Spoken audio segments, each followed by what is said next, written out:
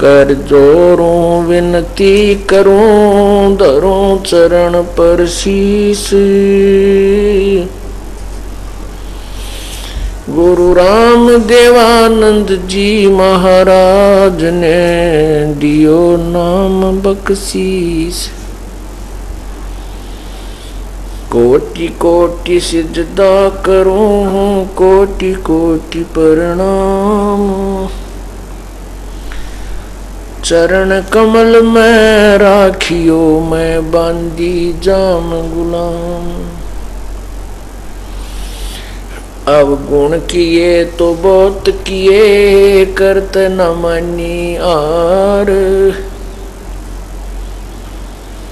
बावे बंदा बख्श दियो, बावे गर्दन उतार।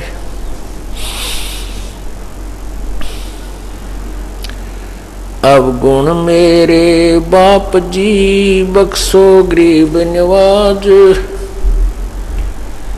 जो मैं पूत कपूत हूँ, और पिता को लाज। मैं अपराधी जन्म का, नक्सक बरे विकार। तुम दाता दुख भंजना, मेरी करो संवार।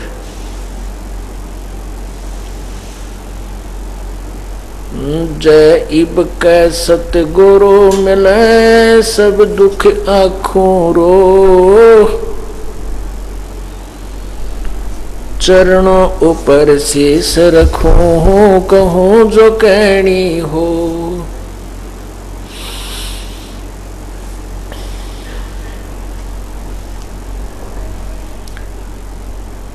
गुरु जी तुम ना भूलियो, चाहे लाख लोग मिल जाहीं। हमसे तुमको बहुत है, तुमसे हमको नाही। तुमरे विसारे क्या बड़े, मैं किसकी शरण में जाऊं। शिव वृंच मुनि नारदा, तिनके हृदय न समाऊं। बंदी छोड़ दयाल जी, तुम तक हमरी दौड़। जैसे कागज हाज का, अब सूझे और न ठोर।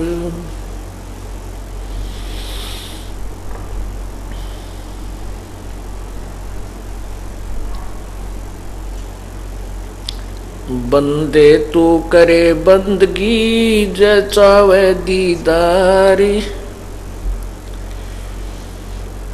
अवसर मानस जन्म का, भाई मिले न बारंबार।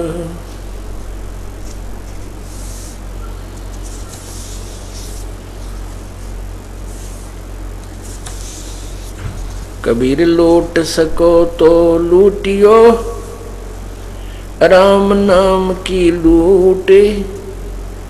पीछे फिर पछताओगे, प्राण जहांगे छूट।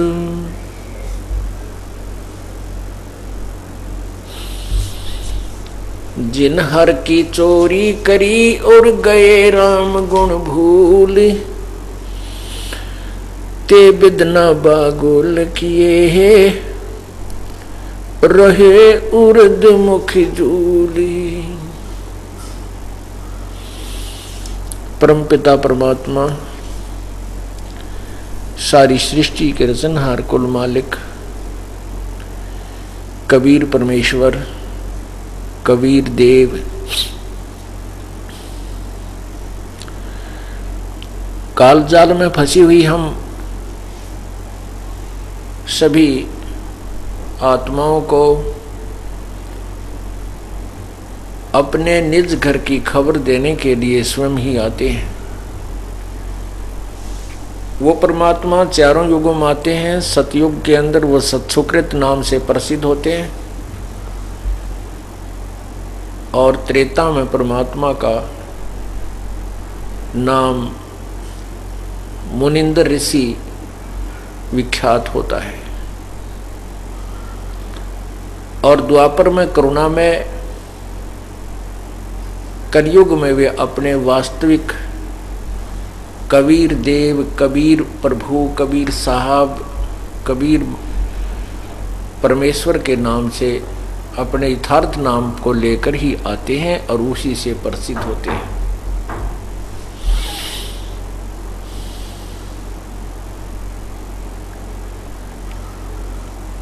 जब वो परमात्मा आते हैं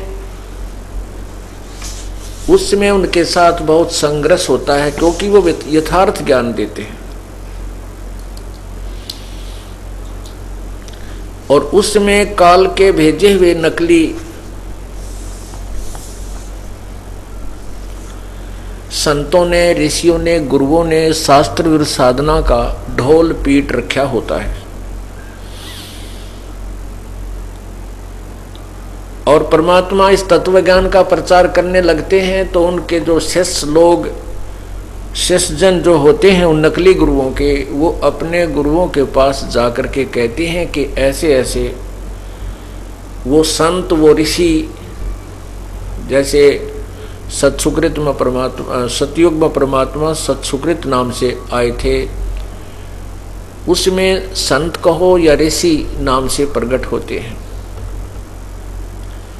ऋषि कहलाते हैं, जैसे वर्तमान में संत ज्यादा प्रसिद्ध हो रहे हैं, साधु कहते हैं, उस समय उनको ऋषि ही कहा करते थे। तो सुकृत ऋषि जी ऐसे ऐसे कह रहे हैं, परमात्मा यही लीला करते रहे हैं।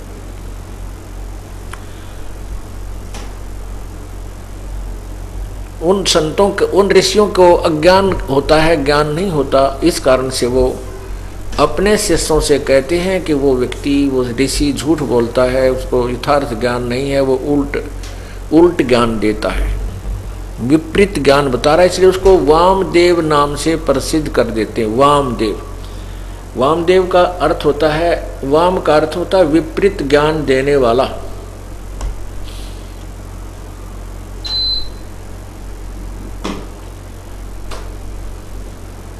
परमात्मा के ज्ञान को ना समझकर उनका और ही जो है व्यंग्यात्मक नाम निकाल लेते हैं।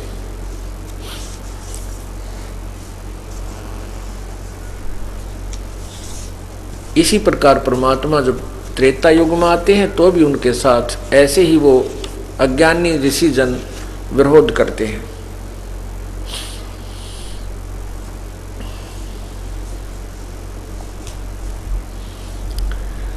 इसी प्रकार द्वापर और कलयुग में है। अब कलयुग के अंदर जो परमात्मा आए थे, उन्होंने जो अपना यथार्थ ज्ञान प्रचार किया, उनका भी बहुत जबरदस्त विरोध किया गया था। उसका कारण यही था कि वो नकली गुरुओं को भय हो गया कि तुम्हारी अब पोल खुलेगी और तुम्हारे शिष्य तुमसे दूर हो जाएंगे, तुम्हारा जो इनकम का सोर्स है, कमाई का धंधा बंद हो जाएगा। इस डर से उन्होंने परमात्मा को बदनाम करना शुरू कर दिया कि झूठा है, कपटी है, ये क्या जाने भक्ति के बारे में, अशिक्षित है। हम संस्कृत के पढ़े हुए, काशी विद्यापीठ में पढ़े हुए हैं, हम वेदों और गीता को यथार्थ रूप से समझते हैं और जो तुम्हें बता रहे हैं यही गीता, वेदों और पुराणों में लिखा है। तो उसमें हमारे पूर्वज अशिक्षित थे, उन्होंने मान लिया कि वास्तव में कबीर साहब तो अशिक्षित हैं और ये पंडित यानी ये गुरु लोग हमारे शिक्षित हैं, तो इनको वेदों का ज्ञान यथार्थ होगा, इसमें कोई शंका नहीं। क्योंकि संस्कृत के ज्ञाता को उस समय झुठलाया नहीं जा सकता था, क्योंकि समाज शिक्षित नहीं था। अब हमारे सभी भक्तजन, बहन बेटी भाई सब शिक्षित हैं, बुजुर्ग, और वही सदग्रंथ जो पहले केवल संस्कृत में थे अब हिंदी में अनुवादित हैं, और आप और हम हिंदी अच्छी तरह पढ़ सकते हैं क्योंकि हम हिंदुस्तानी हैं, और हिंदी को पढ़ करके हम ये निष्कर्ष निकाल सकते हैं कि वास्तव में इन सदग्रंथों में क्या लिखा है। अब आपके समक्ष वो सदग्रंथ शीशे की तरह दिखाए जा रहे हैं। आप अपनी आंखों से पढ़ रहे हो, सीडी बना दी गई है, टीवी चैनलों पर भी हम कोशिश की है चलवाने की, लेकिन इन अज्ञानी संतों ने नहीं चलने दिया हमारा प्रोग्राम। फिर भी हमने सीडी बना करके जनसाधारण तक पहुंचाने की चेष्टा की है, और पुण्यात्माएं अपनी आंखों देखकर इस यथार्थ ज्ञान को कृतार्थ हो रही हैं, गदगद हो जाती हैं कि ये अनमोल ज्ञान कहाँ छुपा था प्रभु अभी तक।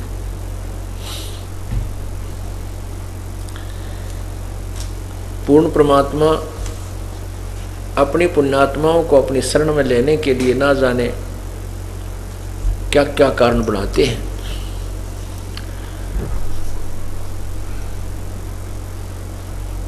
एक समय की बात है,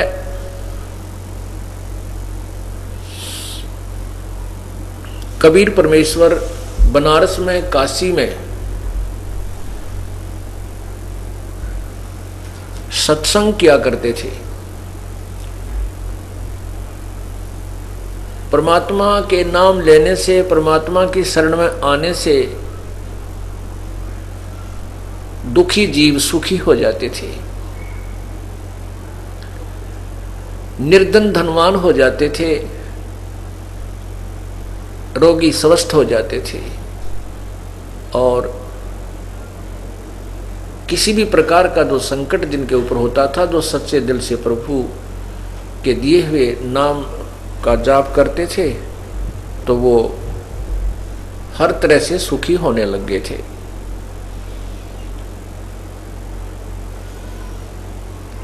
एक सर्वानंद नाम का बहुत बड़ा विद्वान ब्राह्मण था। वो संस्कृत का ज्ञाता था। संस्कृत तो विद्वान लोग, ब्राह्मण लोग पहले से ही पढ़े हुए होते थे, और उसमें एक शास्त्रार्थ की बीमारी थी। शास्त्रार्थ एक ऐसा रोग था जो अभी तक हमें परेशान कर रहा है। शास्त्रार्थ कैसे होता था? एक विद्वान आता था कि मेरे साथ शास्त्रार्थ कीजिए, दूसरा विद्वान यानी पंडित उसके साथ शास्त्रार्थ करता था। दोनों संस्कृत बोलते थे, और श्रोता अशिक्षित होते थे जिनको संस्कृत का ज्ञान नहीं होता था। और जिसने भी संस्कृत अधिक बोल दी, उसी की महिमा हो जाती थी। और जिनको संस्कृत समझ में नहीं आती, वो श्रोता, अशिक्षित श्रोता, अपनी तारी पीट कर उन दोनों विद्वानों की यानी ब्राह्मणों की जय और पराजय का फैसला किया करते थे।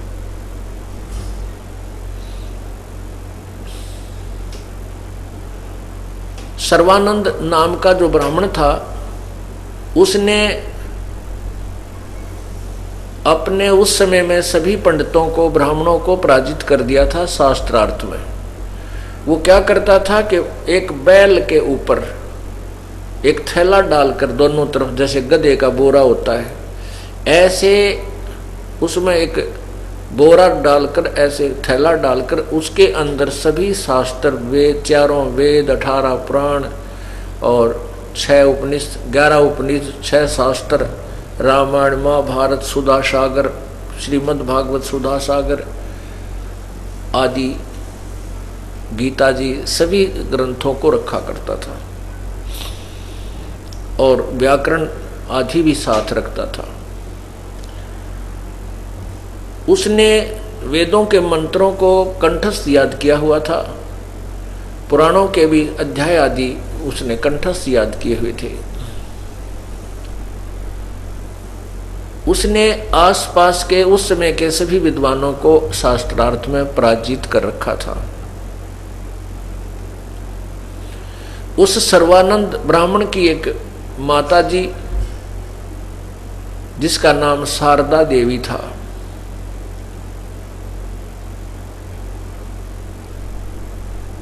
वो बहुत दुखी थी, उसको ऐसी असाध्य बीमारी थी, असाध्य रोग था कि जिसका कोई भी ट्रीटमेंट नहीं हो पा रहा था। शारदा देवी ने अपने उपचार के लिए अपने पुत्र सर्वानंद से भी जंतर मंत्र करवा लिए। जैसे गीता जी में लिखा है कि वो 4 प्रकार के मुझे बजते हैं, जिसमें ज्ञानी, आर्थ, अर्थार्थी, ज्ञानी, आर्थ, जिज्ञासु और ज्ञानी। तो आर्थ का अर्थ होता संकट निवारण के लिए वेदों के मंत्रों से अनुष्ठान करना। तो माता ने अपने पुत्र से भी और जिसने भी जहाँ कोई संत बताया उसके पास जाकर के आशीर्वाद प्राप्त करना किया कि मैं स्वस्थ हो जाऊं, मेरा ये रोग नष्ट हो जाए। लेकिन सब जगह व्यर्थ रहा, कोई भी वैद्य की दवाई काम नहीं कर रही थी। पुण्यात्माओं, जब जिसके ऊपर 3 ताप का प्रभाव होता है वो किसी भी जंतर मंत्र से या किसी देव के भगवान के जाप से, पूर्ण परमात्मा के अतिरिक्त और पूर्ण संत से प्राप्त किए बिना कोई भी जाप जंतर मंत्र कोई करता है, उससे वो 3 ताप और प्रारब्ध कर्म समाप्त नहीं होता, वो भोगना ही पड़ता है। इसी वो जहाँ भी गई, वो पुण्यात्मा, वो दुखी स्त्री, वो बहन जहाँ भी गई, तो पहले तो उन ऋषियों ने जंतर मंत्र बताए, आप ये जाप करो, आप ऐसा करो, ऐसा करो, ऐसा पुण्य करो, वो सब कुछ कर लिया, लेकिन शारदा जी को कोई लाभ नहीं हुआ। तो अंत में वो ऋषि कह देता था, वो गुरु कह देता था कि बहन, ये तेरे प्रारब्ध का कर्म है, प्रारब्ध कर्म, ये पाप कर्म तुझे भोग कर ही समाप्त करना होगा, इसका कोई इलाज नहीं होता। साथ में वो उदाहरण भी देते थे कि किए हुए कर्म का फल, प्रारब्ध का कर्म तो भोगना ही पड़ता, ये पाप अक्षमा नहीं होता, नष्ट नहीं हो सकता। इसी प्रकार सबसे जवाब लेख प्राप्त करके वो माई अंतिम सांस गिने थी। उसके शरीर में बहुत ज्यादा पीड़ा रहती थी, न भूख लगती थी, न प्यास लगती थी, शरीर भी जीर्ण शीर्ण हो गया था। और वो सोच रही थी मेरी अब मृत्यु निकट है, और तड़फ रही थी, बहुत कष्ट पा रही थी। एक दिन परमात्मा कहते हैं, सौसल छिद्र मैं करूं अपने जन के काज, और हिरण्यक्ष कहते हिरणाकुश जो मार दूं मैं नरसिंह धर लूं साज। गैल गैल लाग्या फिरूं, जो जन हमारी शरण है ताका हूं मैं दास, और गैल गैल लाग्या फिरूं जब लग धरती आकाश। एक दिन उस शारदा के पास उसी का एक रिश्तेदार ब्राह्मण आया। उस ब्राह्मण ने परमात्मा कबीर जी से उपदेश ले रखा था। हाँ, उससे पहले एक उसकी सहेली आई जिसने कबीर परमात्मा से उपदेश ले रखा था, शारदा की सहेली ने। और वो काशी से दूर आसपास किसी नगर गांव की रहने वाली थी, तो वो बहुत कम आ पाती थी। एक दिन उसके मन में आया कि आज अपनी सहेली से भी मिल चलती हूँ और आज सत्संग भी सुनकर आऊंगी सतगुरुदेव का।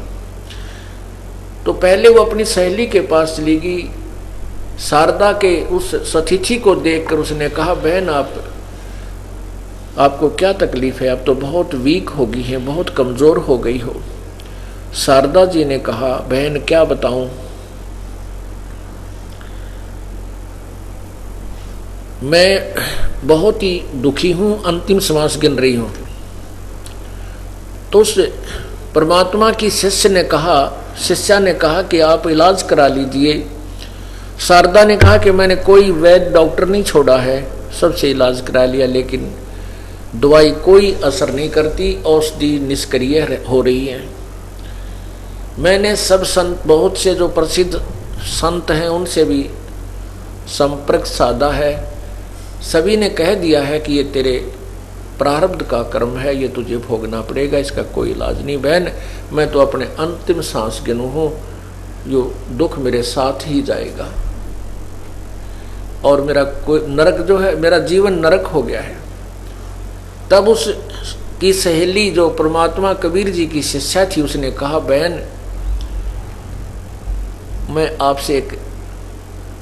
आपको एक राय देती हूँ, प्रार्थना करती हूँ, आप हमारे गुरुदेव से उपदेश ले लीजिए, आपका ये रोग नहीं रहेगा।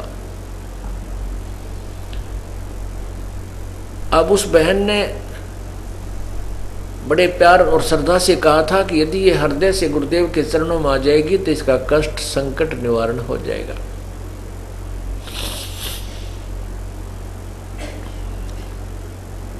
उस शारदा ने पूछा, बहन ऐसा कौन सा तेरा गुरुदेव है, बताइए, मैं उपदेश ले लूंगी, क्योंकि मैं तो बहुत दुखी हो चुकी हूँ, लेकिन आशा नहीं है मुझे कि मैं स्वस्थ हो जाऊं। तब उस बहन ने कहा कि मेरे गुरुदेव जी हैं बंदी छोड़ कबीर परमेश्वर जी, कबीर देव। उस शारदा जी ने पूछा कि कहाँ रहते हैं वो।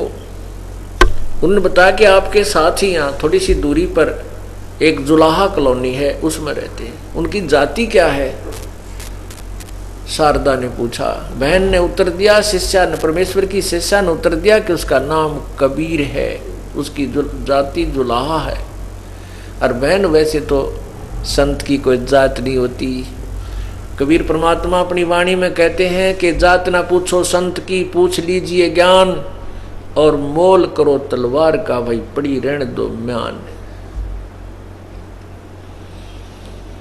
तो शारदा ने जब ये सुना कि वो जुलाहा जाति से है और हम ब्राह्मण जाति से, उसी समय मस्तिष्क में 3 त्योड़ी पड़ी, 3 सिलवट पड़ी और कहने लगी, बहन तू मेरा धर्म भ्रष्ट कराना चाहती है।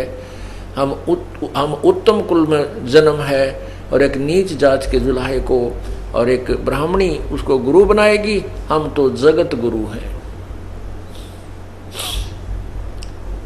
अब वो बहन कहने लगी, जो परमात्मा की शिष्या थी, उसने कहा, शारदा मैंने तो आपके भले के लिए कही, आप नाराज मत होइए, लेकिन ये मैं आपसे गारंटी देती हूं कि आप स्वस्थ हो जाओगी। तो वो देखो, कहते हैं लोक लाज में आदमी इतना जकड़ा पड़ा है। शारदा कहने लगी, मैं तो ये रोग भुगत लूंगी, इस दुख को ही भोग लूंगी, पर मैं उस छोटी जाति वाले को गुरु नहीं बना सकती। काल ने ऐसा बांध दिया इस प्राणी को कि इसके जाल से निकल ना जा। वह बहन जो परमात्मा की शिष्या थी, वह उठकर चली गई। वे ठीक है, जैसे आपको उचित लगे ऐसे कर लीजिए, लेकिन ध्यान रखना ये जात पात 2 दिन की है। आज आपकी मृत्यु हो जाए, फिर क्या पता आप मुसलमान के घर में जन्म ले लो, क्या पता आप किसी और दूसरे घर में जन्म लो, क्या पता आप जुलाहे के घर भी जन्म ले सकती हो। आप ब्राह्मण हो तो, अब्राह्मणी हो तो, इस बात पर विचार करो कि मृत्यु के उपरांत ये प्राणी किसी भी जूनी में जा सकता है, किसी भी जाति में जन्म हो सकता है। तो वो कहने लगी, बहन शारदा बोली, तू मुझे घड़ी शिक्षा मत दे, मेरा दिमाग खराब ना करे। तो वह शिष्या जो परमात्मा की थी उठकर आ गई और कहती है, भगवान देख अंतिम सांस गिना है और फिर भी आत्म कल्याण का भी इसको जो है ना उत्साह नहीं बना। ऐसे अपने मन में विचार करती हुई सत्संग सुनने आ गई। कुछ दिनों के बाद वो कबीर परमेश्वर का एक शिष्य ब्राह्मण, जो शारदा जी का निकटतम रिश्तेदार था, संबंधी था,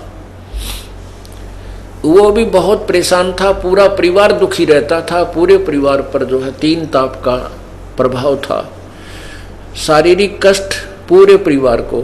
उसकी पत्नी तो अंतिम श्वास गिने थी और लड़के और लड़कियां भी बहुत दुखी थी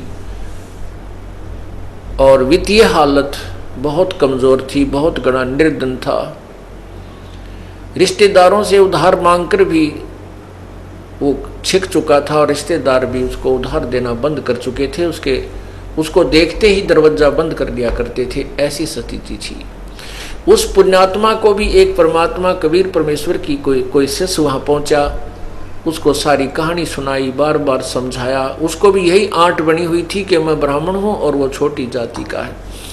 तब उस भक्त ने, परमात्मा के शिष्य ने, कबीर जी के शिष्य ने बार बार समझाया तो कहते मरता क्या नहीं करता। उस ब्राह्मण ने परमात्मा का उपदेश अपनी पत्नी को दिला दिया। नाम लेने से उसकी पत्नी को बहुत राहत मिली, बहुत राहत मिली। फिर उसने अपने बच्चों को दिलाया, वो भी काफी राहत हुई। फिर उसको इतना ऐसा चांदना होया, ऐसे प्रेरणा हुई, स्वयं भी जाकर के परमात्मा के चरणों में गिर गया, उपदेश ग्रहण किया कबीर परमेश्वर से।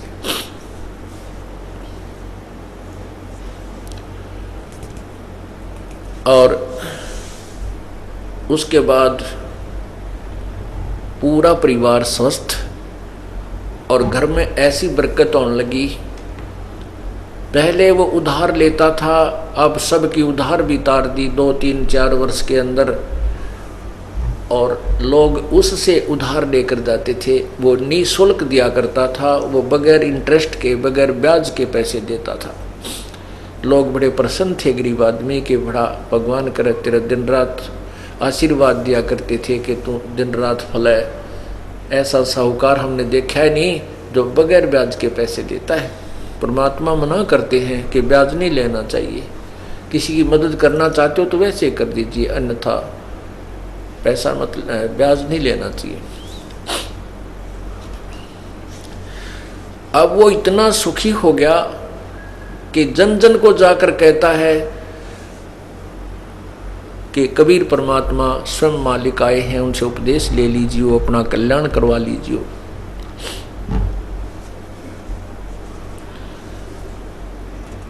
एक दिन उसका जाना हो गया शारदा जी के घर पे। शारदा जी इस बात से परिचित थी कि वो हमारा रिश्तेदार जो उस गांव का है वो बहुत ही महादुखी था और अब वो किसी संत के पास जाता है। वहाँ जाने से पूरा से परिवार सुखी हो गया है और उसकी वित्तीय स्थिति भी बहुत अच्छी सुधर गई है। ऐसी उसको बातें सुनने को मिला करती थी। एक दिन वो स्वयं ही शारदा के घर पहुंच गया, प्रणाम किया, शारदा से कुशल मंगल पूछी तो शारदा ने कहा क्या बताऊं, मैं तो बहुत दुखी हूँ, बहुत दिनों से भुगत रही हूँ। तो उस रिश्तेदार ने कहा कि क्या आपने कोई ट्रीटमेंट नहीं कराया, इसका उपचार नहीं करवाया। शारदा ने सब कथा बता दी कि मैंने सब उपचार करवा लिया, सभी ऋषियों से जो भी मेरे पहुंच तक जहाँ तक थी मुझे ज्ञान हुआ, उन संतों से भी, ब्राह्मणों से भी, सबसे मैंने अपने संकट निवारण के लिए प्रार्थना की। अंत में उन्होंने बताया कि तो ये प्रारब्ध का कर्म है और ये तो मुझे भोगना ही पड़ेगा। भगवान श्री राम ने भोगा, जो विष्णु अवतार थे, कि उन्होंने श्री कृष्ण रूप में अपना बदला दिया, जो श्री राम रूप में बाली को मारा था वृक्ष की ओट लेकर, और श्री कृष्ण के पैर में तीर मारकर, विषाक्त तीर मारकर उस बाली वाली आत्मा ने बदला लिया, उसको भगवान श्री कृष्ण को मारा। तो इस प्रकार सभी संतों ने मुझे बता रखा है कि तेरे पाप कर्म है, तेरे प्रारब्ध में लिखा है, ये तुझे दंड भोगना ही होगा। तब उस रिश्तेदार ने कहा कि शारदा एक प्रार्थना करता हूं मैं आपसे, इस धरातल पर परमात्मा आए हुए हैं, वो पूर्ण ब्रह्म है, सारी सृष्टि के रचनहार हैं और वो हमारे पूज्य गुरुदेव हैं। आप उनसे उपदेश ले लीजिए, आप स्वस्थ हो जाओगी। मैं आपको दावे के साथ कहता हूं।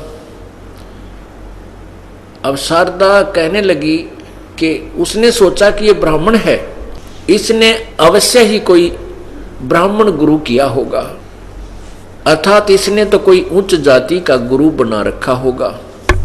तो शारदा ने कहा कि सच मैं ठीक हो जाऊंगी। उस रिश्तेदार ने कहा कि मैं दावे के साथ कहता हूं आप स्वस्थ हो जाओगी, यदि आप श्रद्धा से मेरे गुरुदेव से उपदेश ले लोगी। तो शारदा ने कहा कि आप शीघ्र बताइए, मैं उपदेश लूंगी।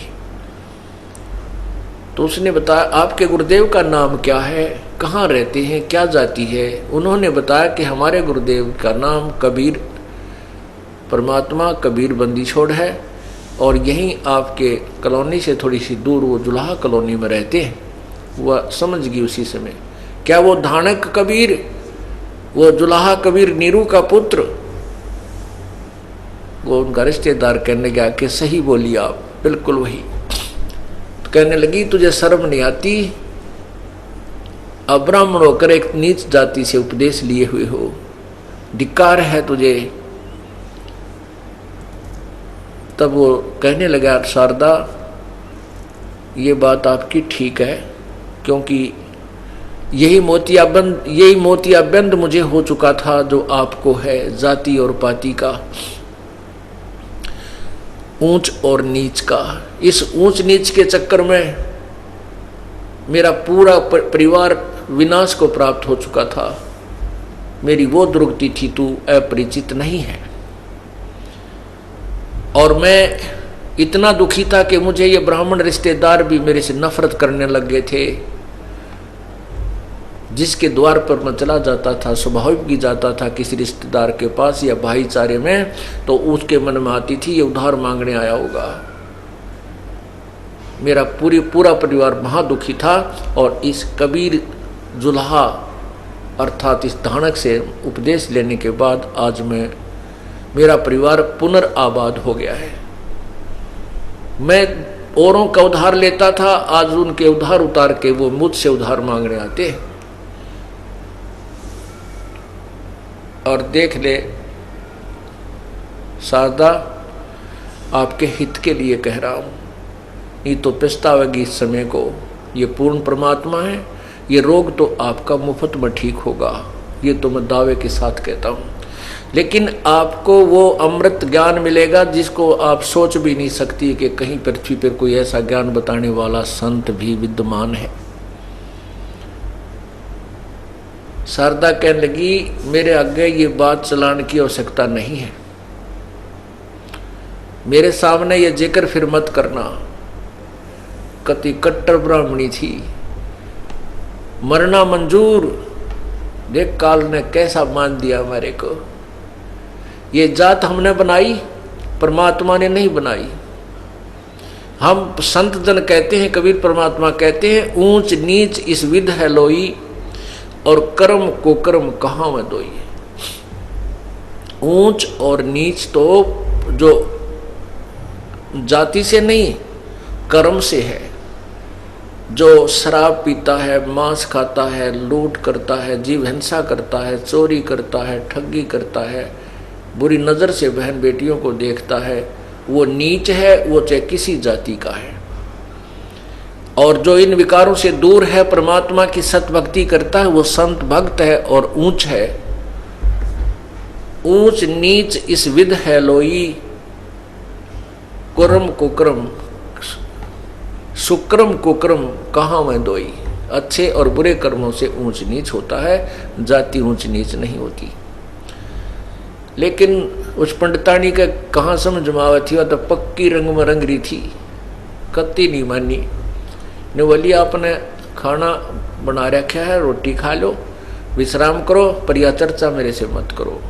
क्या कहते हैं, कबीर पिछले पाप से हरि चर्चा ना सुहावे, के ऊँघ के उठ चले के और बात चलावे।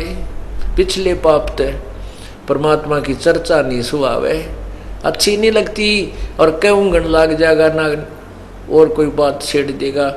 उससे बाईपास हो जाएगा भगवान की चर्चा से। तुलसी साहब कहते हैं, तुलसी पिछले पाप ते हरि चर्चा ना भावे, और जैसे जबर के बेग ते भाई भूख विदा हो जावे।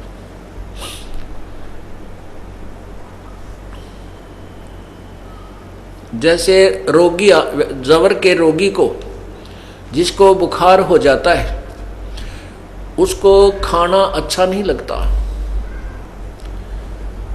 मनुखा, दाख, किशमिश, सेब, संतरे और रोटी कड़वी लगती है और वो खा नहीं सकता। न तो रोटी कड़वी है, ना किशमिश कड़वी है, ना मनुखा दाख कड़वी है, ना सेब संतरे कड़वे हैं। कड़वा उसकी बुखार ने उसके शरीर की व्यवस्था को बिगाड़ दिया, जिस कारण से उसको मीठी वस्तु भी, वो पदार्थ भी अब कड़वे नजर महसूस होते हैं। ठीक इसी प्रकार पाप कर्मों के जो दबाव से, प्रभाव से प्राणी को इतना बुखार बन जाता है, इतना दबाव बन जाता है पाप कर्मों का, कि राम नाम की मनुखा दाख भी उसको नीम जैसी कड़वी लगती है, उसको अच्छी नहीं लगती। पुण्यात्माओं, इस पाप कर्मों के जबर को उतारने का ट्रीटमेंट, उपचार भी यही है कि कड़वी गोली ही खानी पड़ेगी। मलेरिया हो जावे तो कड़वी कुनीन खानी ही पड़ती है, चाहे वो रुचि कर लगे या ना करे लगे, वो कड़वी दवाई का फांका मारना पड़ेगा। इसी प्रकार परमात्मा, उसका ट्रीटमेंट क्या है कि जिसको परमात्मा की चर्चा अच्छी नहीं लगती, उसका उपचार भी यही है कि ना चाहते हुए भी सत्संग सुने, अच्छा लगे चाहे ना लगे। जैसे कुनीन खाना कोई अच्छा नहीं लगता, लेकिन वो खाए पार पड़े, फिर कुछ दिनों के उपरांत जितना भी बुखार कम होता चला जाएगा, उतनी ही रोटी रुचिकर लगने लग जाएंगी, अच्छी लगेगी। और जब स्वस्थ हो जाएगा,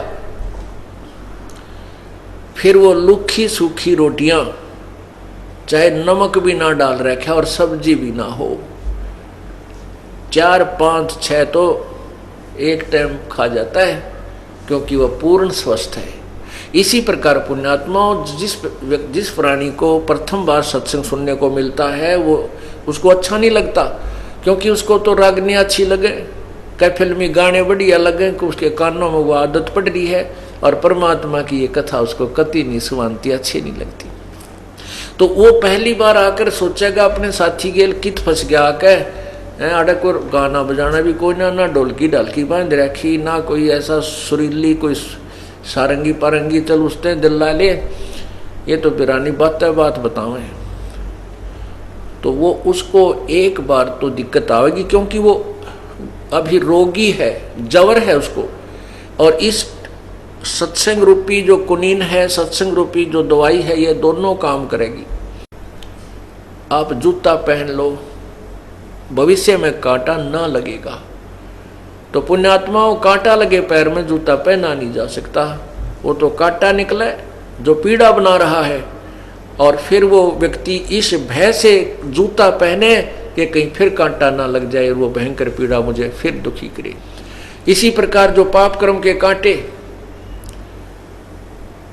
प्राणी को लगे हुए होते हैं, और उसको फिर समझदार व्यक्ति उसको कांटे को निकाले और फिर कहे कि भाई फिर सलाह दे के जूता पहना कर कहीं फिर ना लग जाए, तो वो बिल्कुल ठीक है, क्योंकि अब वो कांटा निकल गया तो जूता पहना जाएगा, और वो इस डर से पहनेगा कहीं फिर बात ना बिगड़ जा। पीड़ा बहुत होती है कांटा लगने से। तो पाप कर्म का कांटा परमात्मा कबीर बंदी छोड़ निकालते हैं, और फिर राम नाम का जूता दे देते हैं, बेटा इसको, बेटी इसको पहने रखना, भविष्य में इसको उतारना नहीं है, अर्थात ये भक्ति छोड़ना नहीं है, तो फिर दुखी हो जाएगा। तो फिर वो इस डर से उस राम नाम के जूते को, अर्थात भगवान की भक्ति को नहीं त्याग सकता कि कहीं फिर वो प्रॉब्लम दोबारा ना हो जाए। इसी का प्रमाण हमारे वेद देते हैं। यजुर्वेद अध्याय नंबर 8 का मंत्र नंबर 13, और यही अज्ञान आपको दिखाते हैं महर्षि दयानंद सरस्वती द्वारा क्योंकि इस क्षेत्र में महर्षि दयानंद को एक बहुत ही बड़ा विद्वान माना जाता था और वेदों का ज्ञाता अद्वितीय, अर्थात इसके समान वेदों का ज्ञाता नहीं है। महर्षि दयानंद की ख्याति ऐसी फैली हुई थी पूरे भारतवर्ष में। अब इस दास ने इसका यह पालस उतार दी, वेदों से मिला दिया इनके ज्ञान को। ये वेदों को सत्य मानते हैं और वेद कहते हैं परमात्मा पाप नाश कर देता है, पाप समाप्त कर देता है। महर्षि दयानंद जी कहते हैं कि साधक स्तुति करने वाले भगत के, भगवान के भगत के पाप नष्ट नहीं होते। यदि कोई कहे कि साबुन और पानी लगाने से साबुन, कोई कहे कि क्या साबुन कपड़े के मैल छुड़वा देता है, नाश कर देता है, और उसका उत्तर मिले दूसरे से कि नहीं साबुन कपड़े के मैल नाश नहीं करता, तो क्या वो व्यक्ति साबुन से परिचित है? क्या उसने कभी जिंदगी में साबुन देखा है जो ये कहता है कि साबुन से कपड़े का मैल नहीं कटता? नहीं, वो साबुन से परिचित नहीं है, मिथ्या बात बना रहा है। कोई कहे कि औषधि से रोग नहीं कटता और पहलवान बन जाएगा, खा ले, इससे और लाभ है, तो क्या वो वैध हो सकता है? क्या उसके पास जाने से की रुचि बनेगी जिसका रोग यूँ कहता कि औषधि से रोग नहीं कटता? ऐसे ही थ्योरी महर्षि दयानंद जी की है। देखिए सत्यार्थ प्रकाश, ये सत्यार्थ प्रकाश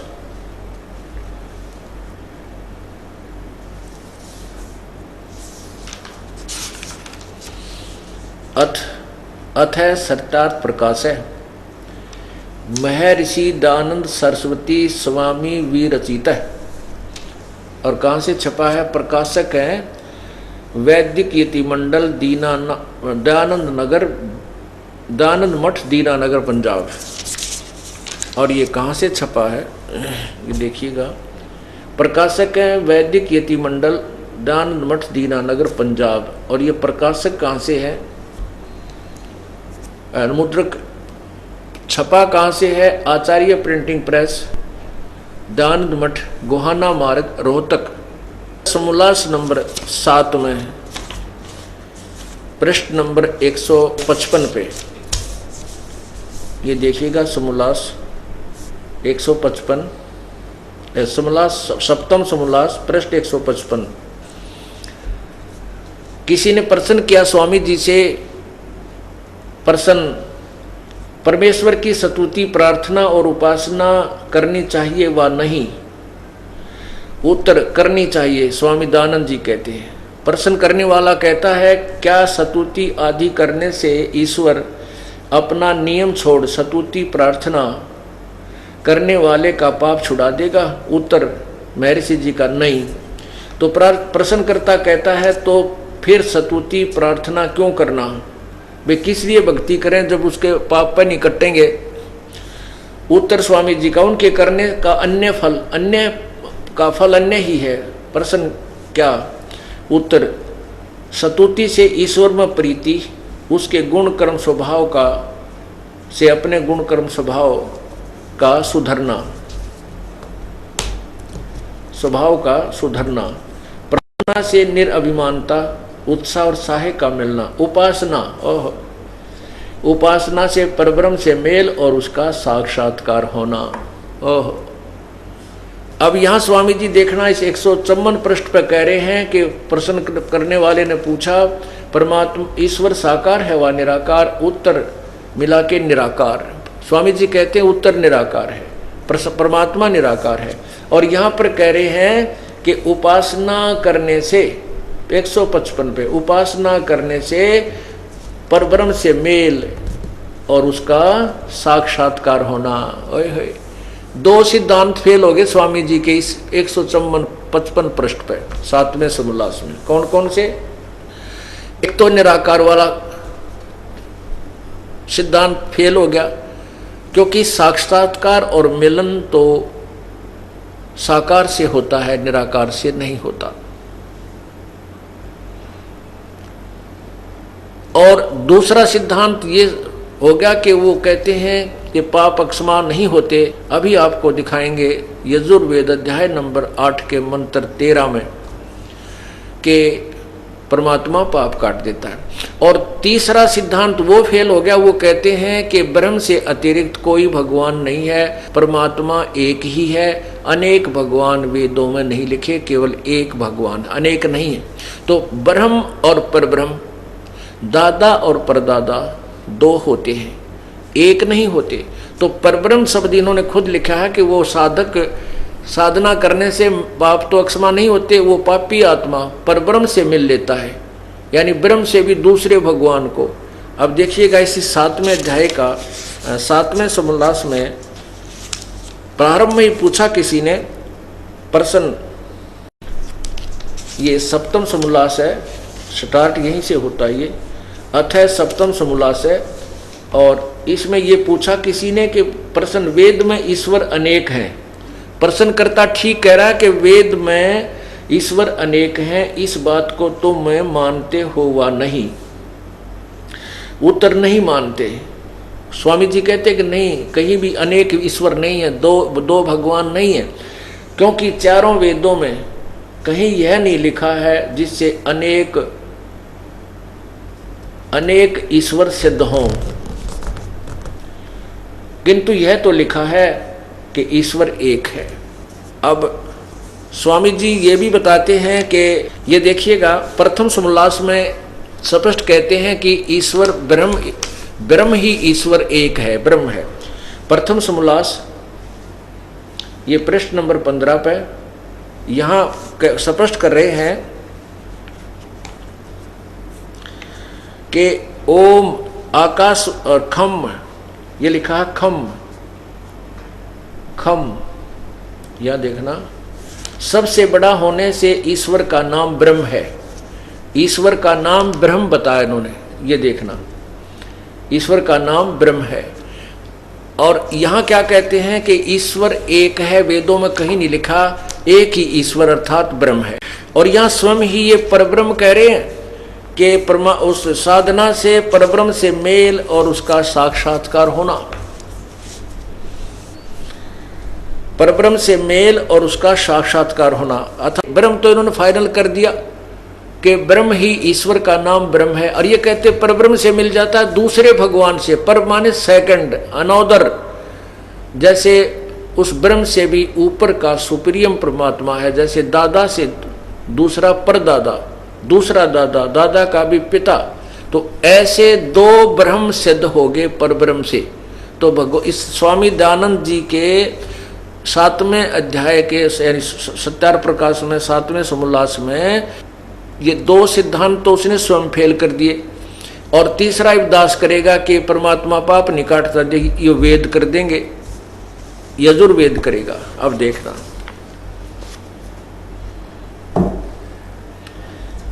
ये यजुर्वेद महर्षि दयानंद जी की करकमलों से ही अनुवादित है। उन्होंने खुद अपने कलम से अनुवाद किया है कि परमात्मा घोर पाप को भी काट देता, क्योंकि वेद सत्य है, वेद ज्ञान महर्षि दयानंद या किसी व्यक्ति विशेष का नहीं है, अनुवाद करता ये ऋषि हुए हैं। अब इन्होंने खुद लिखा है कि वो परमात्मा सब पाप काट देता है, सब दुखों को, यानी घोर पाप को भी काट देता है। वो पूर्ण परमात्मा की सत भक्ति करने से, कोई भी सत साधना करो, वो परमात्मा सबके दुखों को दूर कर देता है। अब देखना, ये है यजुर्वेद और ये है महर्षि दयानंद सरस्वती द्वारा अनुवादित है। और ये कहाँ से प्रकाशित है देखना, ये वेद। प्रकाशक है सार्वदेशिक आर्य प्रतिनिधि सभा 2/5 महर्षि दयानंद भवन, रामलीला मैदान, नई दिल्ली से। और इसके मुद्रक कौन है, अर्थात ये प्रेस कहाँ से छपा कहाँ है? Prince offset printers 1510 Pataudi house, Daryaganj, नई दिल्ली। और ये महर्षि दयानंद द्वारा, ये देखना, यजुर्वेद भाषा भाष्य संपूर्ण 40 अध्याय महर्षि दयानंद सरस्वती कृत, स्वामी दयानंद जी ने इसका अनुवाद किया है। अब देखना 8वें अध्याय में यह है 8वां अध्याय और ये है 241 पृष्ठ पे। और नीचे देखिए इसकी संस्कृत है 13वां, जो 13वां मंत्र है ये देवकृतस्य, ये इसकी संस्कृत है। और ये 241 पृष्ठ आपने देखा, इसका अनुवाद महर्षि जी ने 242 पृष्ठ पे, नेक्स्ट पृष्ठ पे किया है। ये देखिएगा, ये 242 पे ये क्या कहा कि हे सबके उपकार करने वाले मित्र आप, दान देने वाले के, एनस्य माने अपराध के, अवैध जन्म माने विनाश करने वाले, असी माने हो, मनुष्य कर्तस्य साधारण मनुष्यों के किए हुए, एनस्य माने अपराध के अर्थात पाप के, अवैध जन्म विनाश करने वाले हो, पितृकृतस्य पिता के किए हुए, एनस्य विरोध आचरण के, एनस्य माने पाप ही समझिए क्योंकि यहाँ एनस्य माने पाप लिखा है, एनस्य माने अपराध लिखा है, तो यहाँ भी एनस्य, इन्होंने विरोध आचरण कहा है तो यहाँ भी पाप ही होना चाहिए। तो विरोध आचरण के अर्थात पाप के, विनाश करने, अच्छी प्रकार हरने वाले या नाश करने वाले हो, आत्मकृतस्य अपने किए हुए पाप के, एनस्य माने पाप के दूर करने वाले हो, असी माने हो, एनस्य एनस्य अधर्म के, अधर्म अर्थात घोर अधर्म के, घोर पाप के नाश करने वाले हो, नाश करने हारे हो। अब जानता हुआ मैं जो कुछ भी एन यानी पाप अधर्म आचरण किया करता हूँ व करूँ, अनजान मैं जो कुछ भी किया करता हूँ व करूँ, उस सब एन से पाप के, सब पाप के, इन्होंने दुष्ट आचरण लिखा है, एन से माने पाप के दूर, अवजन माने नाश करने वाले, दूर करने वाले आप हैं। अब 6 बार लिखा तो 1 बार लिखा होता तो ये कर देता गोल मोल हिंदी उसकी और कुछ बना देता। जैसे 5वें अध्याय के प्रथम श्लोक में यजुर्वेद में कर रखा है अग्ने तनुरसी, जहाँ पर अग्नि का अर्थ परमात्मा लिखना लिख करके हे बिजली के समान, शरीर के समान है, ऐसे गोलमोल कर दिया। जबकि यहाँ पर भी ये कर सकते थे, लेकिन यहाँ परमात्मा ने ऐसी रजा बख्शी, इसमें 6-7 बार लिखा है कि परमात्मा साधक के पाप नाश कर देता है। तो इससे सिद्ध हुआ कि महर्षि दयानंद जी वेदों से कति अनभिज्ञ थे, वेद ज्ञान नहीं था, वो अज्ञानी थे, वेदों का ज्ञान उनको नहीं था। और महर्षि की पदवी उन्होंने वैसे ही फोकट में प्राप्त की थी, वो लोक वेद के आधार पर वो प्रसिद्ध थे। अब उनकी पाल्य सूत्र की, उनके ज्ञान की पोल खुल गई कि वो वेद ज्ञान युक्त नहीं थे। है कि सबके उपकार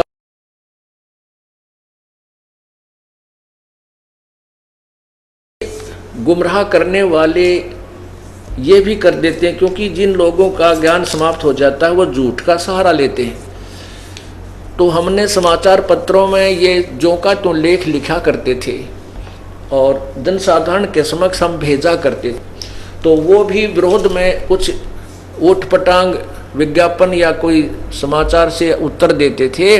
वो कहते थे उसमें 8वें अध्याय के 13वें श्लोक में तो लिखा है मित्र भगवान, थोड़ा लिखा है कि परमात्मा रोग दुख दूर करता है। यानी फिर भी उन लोगों ने स्वीकार ना करके, इन आचार्यों ने जो इस सत्यार प्रकाश को बेच कर रोटी खा रहे हैं, उन्होंने सच्चाई जनता को गुमराह करने के लिए ये प्रश्न भी किए। अब पुण्यात्मा और सत्यार प्रकाश में महर्षि दयानंद जी खुद कहते हैं मित्र का अर्थ परमात्मा समझिए। वही जहाँ मित्र शब्द वेदों में लिखा जाता है, वैसे तो संस्कृत में मित्र शब्द नहीं है वेदों में, वेद के उस 8वें अध्याय के 13वें श्लोक में, लेकिन इसने खुद वहाँ मित्र लिख दिया कि जनसाधारण ने सोचा किसी मित्र ने कह रखी होगी, भगवान के विषय में नहीं है, भगवान नहीं करता। अब देखिए एक प्रथम समोल्लास, ये सत्यार प्रकाश वही,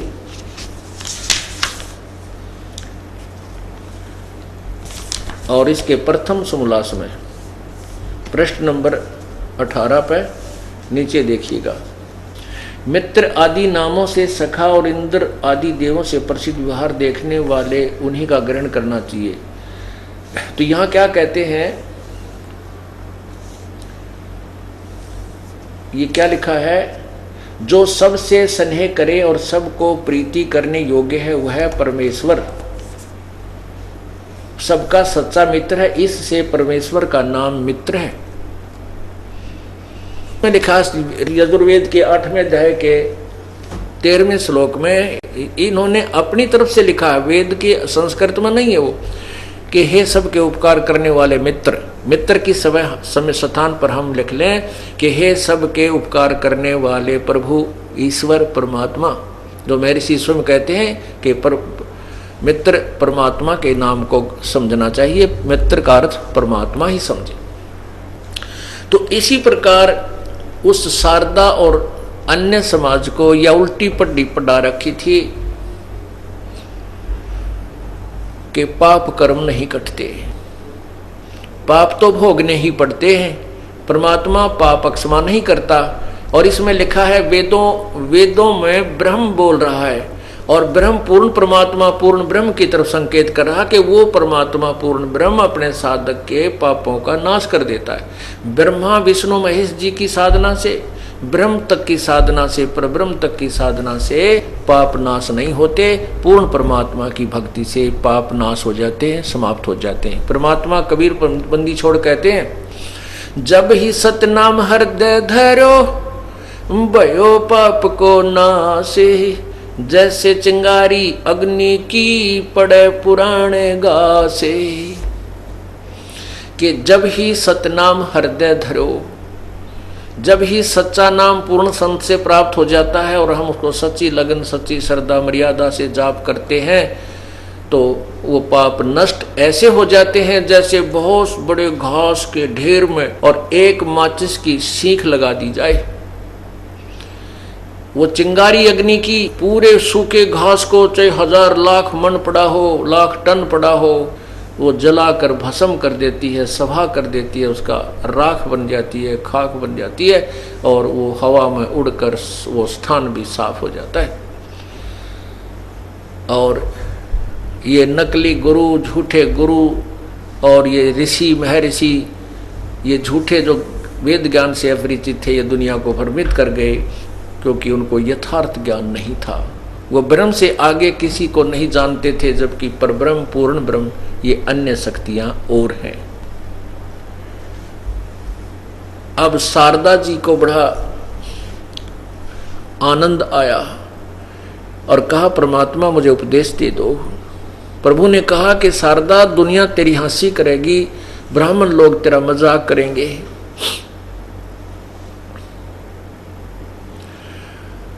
तो शारदा ने कहा कि भाड़ में जाओ ये समाज और भाड़ में जाओ ये लोग। ये परमात्मा, आपने तो मेरी आंख खोल दी, क्योंकि सत्संग सुना। परमात्मा ने कहा कि बैठ जा, नाम बाद में दूंगा, पहले तू सत्संग सुन ले। और परमात्मा ने वो अमृत वर्षा की, वो ज्ञान भी समझ में आ गया, क्योंकि जब उसके दुख दूर हो गए तो फिर वो के समझा भगवान और कौन है। जो गुरु जी जो वचन कह रहे वो सारे सच्चे नजर आ रही थी। तो उस पुण्यात्मा ने कहा, भगवान मुझे नहीं लेना देना किसी समाज जात से, मैं आपकी बेटी, आप मेरे परम पिता, और मुझे उपदेश दो प्रभु। परमात्मा तो यही चाहते थे, उपदेश दे दिया। उपदेश दे दिया। अब शारदा डट का भजन करती और फिर रह रहकर सत्संग सुनती तो उसकी आत्मा से जो अज्ञान था वो पूर्ण रूप से हट गया।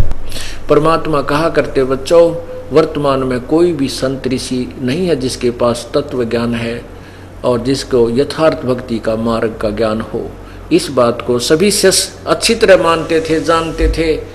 और साथ में वो दुखी आत्मा, क्योंकि वहां आकर वही लोग आते थे जो महादुखी थे, सुखी तो कोई एकाध भगवान ही आता था, और सभी दुखी सुखी हो गए थे। इस प्रकार परमात्मा के 64 लाख शिष्य हो गए थे। 64 लाख।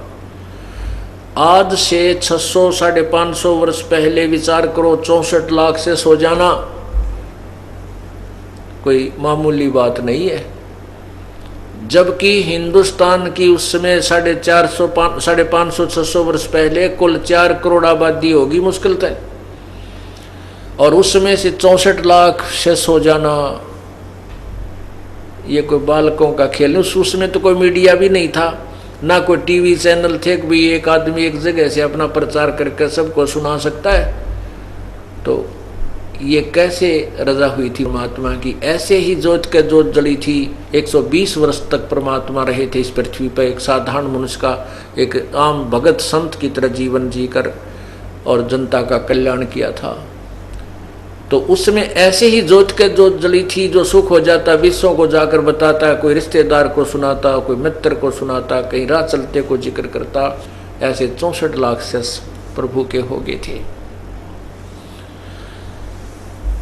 एक दिन उस सर्वानंद ने, जो शारदा जी के पुत्र थे, वो विद्वान ब्राह्मण जिसने उस समय के सभी विद्वानों को पराजित कर दिया था शास्त्रार्थ में, तो उसके मन में ये आया कि मैं अपना नाम सर्वाजीत रखवा लूं। सर्वाजीत, सर्वाजीत का अर्थ होता है जिसने सब पर विजय पा ली हो, सर्वाजीत। तो उसने अपनी मां से प्रार्थना की कि माता जी मेरा नाम आप चेंज कर दो, बदल दो, मेरा नाम सर्वाजीत रख दो। तो माता ने कहा बेटा क्यों, सर्वानंद कौन सा बुरा नाम है, ये भी बहुत अच्छा नाम है। तो उसने कहा सर्वानंद ने कि माता जी मैंने आसपास के इस पृथ्वी पर जितने भी विद्वान पुरुष हैं, ब्राह्मण हैं, वो ज्ञान में शास्त्रार्थ में पराजित कर दिया है, और मैं इसलिए अपना नाम सर्वाजीत रखवाना चाहता हूं कि सर्वाजीत नाम से सभी जान जाएं कि यो वो व्यक्ति है जिसने सबको पराजित कर दिया, सब पर विजय पा ली है। अब शारदा जी बोली बेटा ठीक है, मैं अपने बेटे का नाम बदल दूंगी, आप एक संत को, एक ऋषि को और पराजित कर दे। सर्वानंद कहने लगा बताओ माता जी कौन है वो? कि वो मेरे पूज्य गुरुजी कबीर बंदी छोड़ हैं, आप उनको शास्त्रार्थ में हरा के और उनसे लिखवा लाना